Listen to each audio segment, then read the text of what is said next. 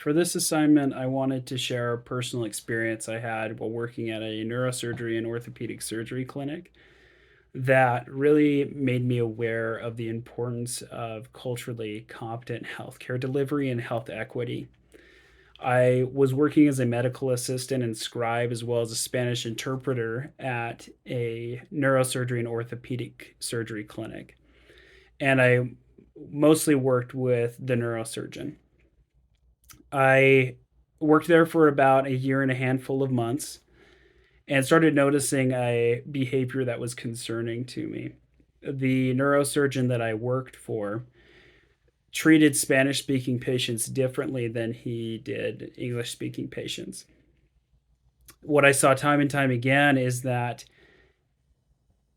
English speaking patients coming in for some kind of spinal surgery or brain surgery, the visit went as you expected. The surgeon explained the details of the procedure, explained the potential benefits and risks associated with the procedure, and also gave details about recovery, how they should approach recovery in order to have this procedure be successful, and also answered all of their questions.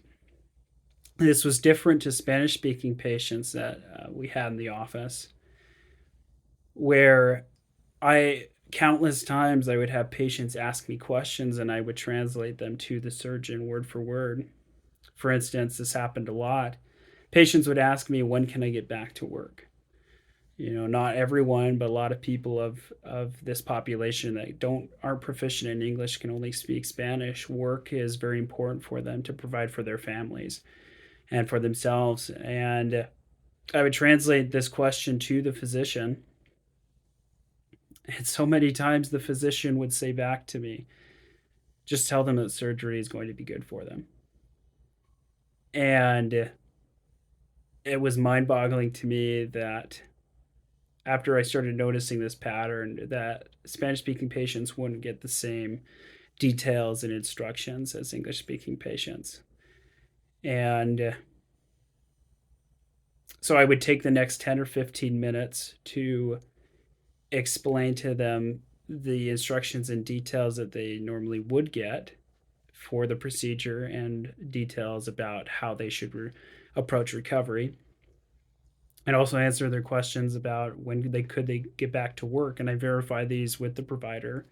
I think my biggest concern was that if I had been told by the provider or my supervisor that this was a part of my responsibility to provide these instructions and details and answer these kinds of questions for Spanish speaking patients, I think that would have been I would have been fine with that. I was really concerned about how the surgeon and the other providers didn't address the concerns and questions and didn't approach the visit the same way as they did with English speaking patients.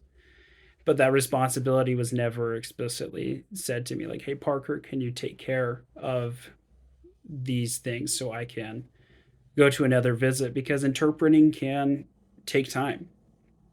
But that was never addressed. And to address this issue, I brought it up with my supervisor and asked if I could just come up with a document in Spanish for each procedure that we did at our clinic. We only did a handful of procedures, and with certain instructions and details about the procedure, about recovery.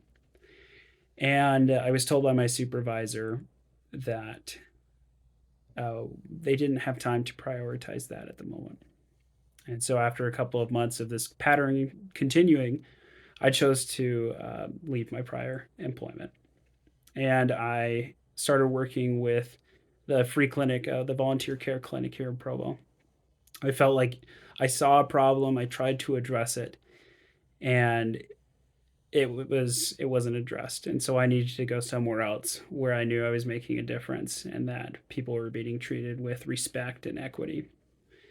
And so this story has really opened my eyes to what I can do as a future physician to provide culturally competent care to my patients, whether they speak my language or not, and treat them as equals.